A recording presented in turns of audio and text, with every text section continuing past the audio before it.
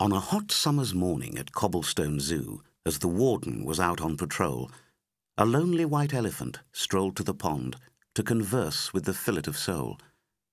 "Excuse me," he said, "but the weather's so fine, and I've nothing to do until locking up time. I wondered perhaps if you'd care for a stroll," the white elephant said to the fillet of sole. "I'd be happy, I'm sure," said the fillet of sole, "but I'm no good at walking, alack. Though, if you'd allow me, I'd slide up your trunk and lay myself flat on your back. I should hate to miss out on a fine country walk, and I'd welcome the chance of a good friendly talk, for in all of my years I've met barely a soul," said the kind and agreeable fillet of sole. "That settles it then," the white elephant laughed, "for my eyesight is awfully poor, so if you could navigate laid on my back, we'd make splendid companions, I'm sure." Said the fillet, "Well, just on the bank, near the trees, there's a map that I've kept for occasions like these." "Then clamber aboard, as my trunk I'll unroll," the white elephant said to the fillet of sole. The fillet flopped up on the elephant's back and, both anxious to keep a low profile, they crept to the gates of the zoo unobserved by the creatures too dreamy and docile to notice the fillet and elephant too, or imagine a world beyond Cobblestone Zoo. And, unfurling the map from its ribbon-tied scroll, "The countryside, ho!" cried the fillet of sole. The fields and the hillsides, which stretched out for miles to a beckoning sky-blue horizon, made quite the most beautiful view that the fillet and elephant ever set eyes on. "It tends to remind me," the elephant smiled, "of the Indian jungle I knew as a child.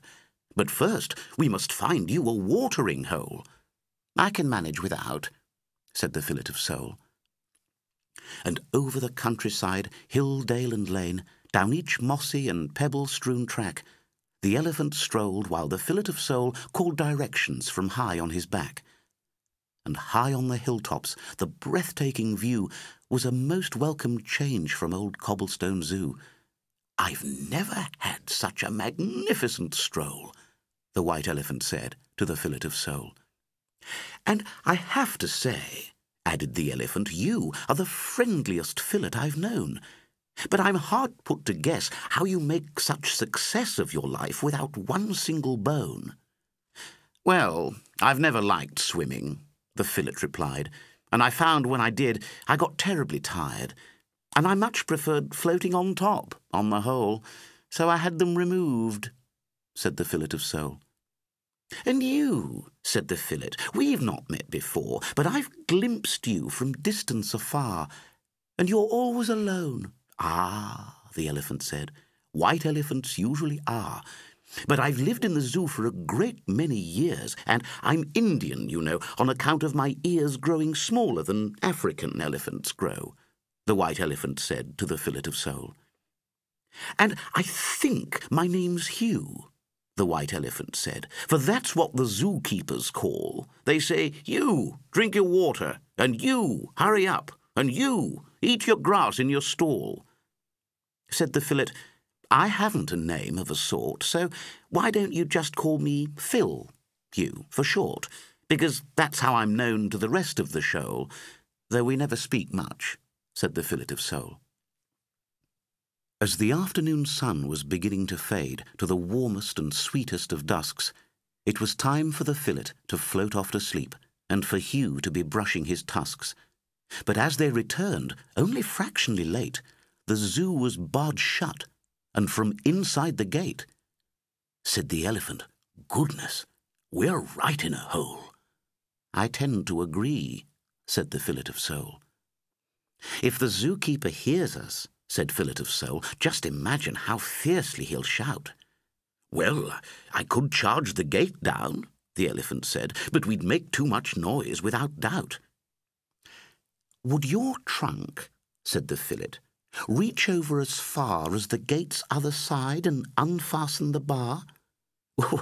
"But from this side," said Hugh, "I'd be blind as a mole." "Then I've got an idea," said the fillet of sole.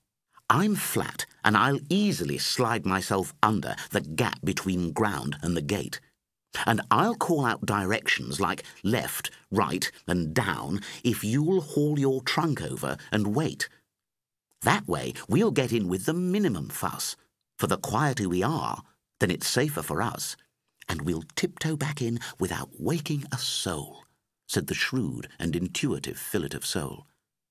So the Fillet slid under and signalled Hugh's trunk without any severe complication, and he guided Hugh's trunk to the iron pole bar with dexterous, precise navigation. Then Fillet hissed out an instruction to slide, and the elephant's trunk eased the bar to one side and freed the huge gate of the wrought iron pole, to a sigh of relief from the Fillet of Soul. And safely back home inside Cobblestone Zoo, the two bade each other good night, and they chuckled in whispers at being locked out and their skillful escape from such plight. And closing their eyes, the adventurers too remembered the world beyond Cobblestone Zoo, which remained, more than likely, unknown to a soul, save the elephant, Hugh, and the Fillet of Soul.